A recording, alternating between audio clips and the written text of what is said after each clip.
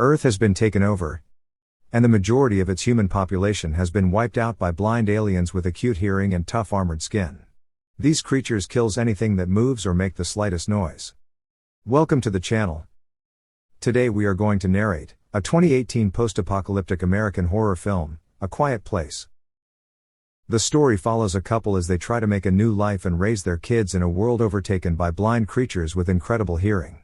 Day 89.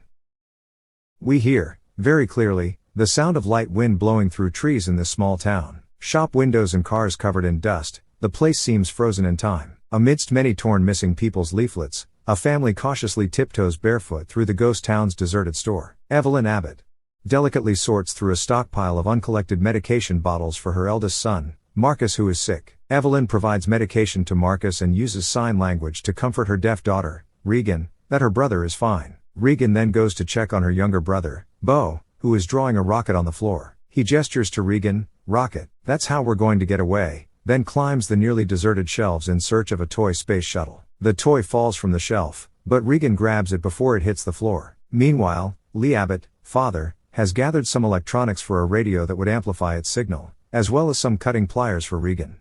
Evelyn signals to her family, "It'll be dark soon," and they prepare to go. Then suddenly horrified expressions cover their faces when they saw Beau. Beau is holding the electronic space shuttle toy, which Lee carefully removes from him after removing its two AA batteries. "It's too loud," he signs to his youngest son. As the family departs, Regan sneaks the toy back to Beau. When no one is looking, the boy secretly grabs the batteries. The Abbotts go silently back home on a sand trail they've made. As they approach a walking bridge, they hear a loud electronic noise behind them. It's the sound of Beau's space shuttle toy pulling up the rear. Lee, horrified, rushes back to his son, but it's too late. An alien monster seizes and kills Beau. Day 472. 2 years later, the Abbotts have returned to their family farm. Regan is lying in the sand walk near a farm's cornfield, holding the scratched toy shuttle. Her mother, carrying a basket of fresh veggies, calls her and they walk down a sand road toward an old barn. Lee is in the farmhouse's basement, where he has built up a thorough surveillance system of cameras and monitors, as well as his radio and gadgets, in the hopes of contacting any other survivors. There are also a bunch of news pieces about the alien invasion, as well as notes from Lee that say blind, attack sound, and armor. Meanwhile, Evelyn is in a cellar, where she has hung a mobile she made. Evelyn is expecting a child. She sets up an oxygen tank that is linked to an infant breathing mask. It's next to a soundproof, covered newborn crib. Lee has climbed to the top of his grain silo and is looking through photos of Beau.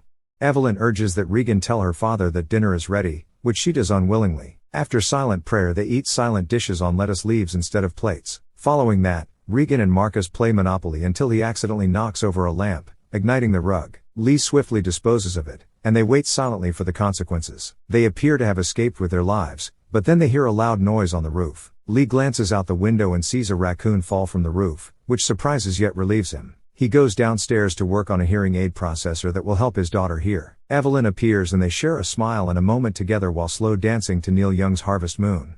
Day 473. Evelyn is in the cellar checking her blood pressure while Lee pours more sand on their walking paths. Her due date is only a few weeks away. She listens to her abdomen with a stethoscope, which reveals a strong, robust heartbeat. Regan enters the house, taking care to step only on the indicated areas of the floor that do not creak, and wishes to go down into the basement, but her father stops her. He has connected little stereo amplifiers to her new hearing aid and wants to put them on Regan, but she stops him and signs that they never function. Lee, discouraged, hands them to her instead and sets out. He asks Marcus to accompany him, but the kid is afraid and refuses to go. Regan, on the other hand, wants to leave, but Lee encourages her to stay and care for her mother. She dashes into her room to test the new hearing aid. She is disappointed again when they do not work. Regan departs the property after packing a bag containing her cutting tools and a wrapped thing from her dresser. Lee has taken his son to the river to teach him that making small noises is allowed as long as louder noises are nearby. They can easily converse to one another next to a waterfall without worry of being overheard. Marcus questions his father about why he didn't allow Regan to visit and whether he blames her for what happened to Beau, because she blames herself. When Lee replies it was no one's fault, Marcus tells him he should tell her if he still loves her. Regan has arrived at the pedestrian bridge where a makeshift memorial for Beau has been created during their chat. She takes the thing from her drawer, which we later realize is a space shuttle toy, and uses the pliers to break a wire, allowing the toy to light up without making any noise. Back at home, Evelyn is carrying a wash bag up the stairs from the basement when it becomes trapped on the staircase. She manages to rip it free, forcing her to tumble and revealing the point of a nail protruding from the staircase. On their walk back home, Lee and Marcus are surprised to see an old man standing in the woods, near the dead body of his wife on the ground. Lee begs the old man to remain silent, but unable to control his emotions he screams it out loud. Lee grabs Marcus and rushes as the man is shortly killed by an alien. Back at home, Evelyn's water breaks. She walks down to the basement and trips over an exposed nail sticking up from the staircase. She painfully manages to hold her scream, but she drops the picture frames she was holding, luring an alien inside the house. Evelyn lifts her foot from the nail, turns on the red light bulbs that run throughout the house as a warning signal, and explores the shelves for a kitchen timer. The alien quietly descends the stairs into the basement, searching for signs of life. When the timer goes off, the alien got distracted by it and assaults it, as Evelyn makes her way upstairs. In the front yard, she notices another alien. Then Evelyn enters the bathroom and sinks herself into the bathtub. Just when she begins to give birth, the alien quietly sneaks into the room. Lee has got home and is shocked to find that the red lights have been turned on. He immediately gestures the word rocket to his son. Then he tells him, "I need you to create a louder sound," and encourages him that he can do it. Marcus races to a pre-arranged spot and ignites a fuse, setting off a sequence of fireworks. Taking advantage of this distraction, Lee takes his shotgun and aims to investigate the house. He enters the bathroom, where he discovers an empty bathtub stained with blood. He begins to cry, believing Evelyn is dead. But to his relief he discovers that she is alive and well, hiding in the shower with their new baby boy. Meanwhile, Marcus is walking back toward his house when he hears an alien. He attempts to run for it towards the cornfield, but he collides with a tractor wheel, knocking himself out. Regan has arrived home and notices Marcus' flashlight beam appearing from the cornfield, but she cannot hear the alien approaching behind her. As the alien gets closer, Regan's hearing aid begins to produce high-pitched feedback, which irritates the alien and causes it to flee.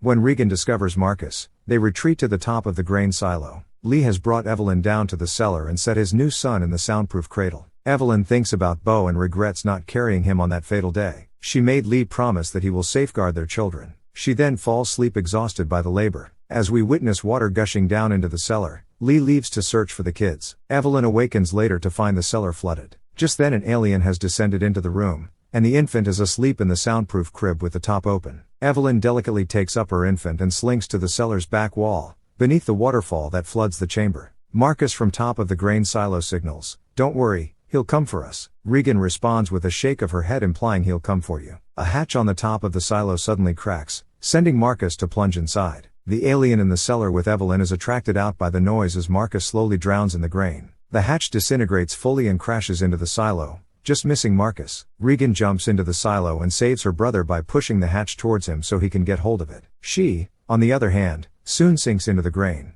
Marcus climbs the hatch and brings his sister to safety. Regan and Marcus are both safely seated on the silo entrance when they hear a crash. As the youngsters hide themselves with the hatch door, the alien from the flooded cellar jumps into the silo. They appear to be doomed until Regan's hearing aid emits piercing feedback, driving the alien to crash out the silo's side. Regan and Marcus make their way from the silo to a pickup truck. Lee comes to their aid and grabs an axe, but is swiftly attacked by the alien, causing Marcus to scream. When the alien hears this, he rushes to the truck and begins ripping it open. When Regan's hearing aid begins to emit piercing feedback again, she shuts it off, not knowing that the alien can now easily continue its assault on the truck.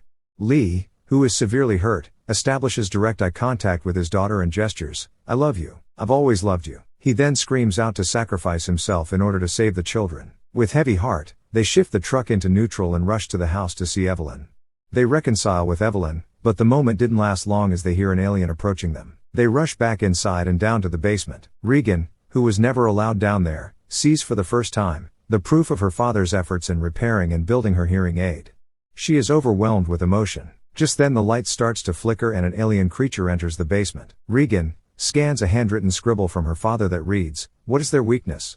before taking a short glance at the hearing aids on his workstation. She gets an idea and tries to activate her hearing aid. It generates feedback and causes the alien to tremble. Surprised that her attempt actually worked, Regan amplified the feedback by holding the processor up to a microphone. The alien couldn't bear the high-pitched sound any longer and collapses and falls to the ground. But after a while, it staggers back to its feet, but this time Evelyn blasts its head off with a shotgun. When they observe on the security monitors that this disturbance has attracted every alien in the region to their house. Now that they know these creatures can be killed, Evelyn and Regan gets ready to give a blasting welcome to those aliens. Regan cranks up the music and Evelyn pumps the shotgun with a smirk on her face. "Let's go alien hunting." Make sure to subscribe and turn on notification, so you can watch more stories like this. Thanks for watching and take care.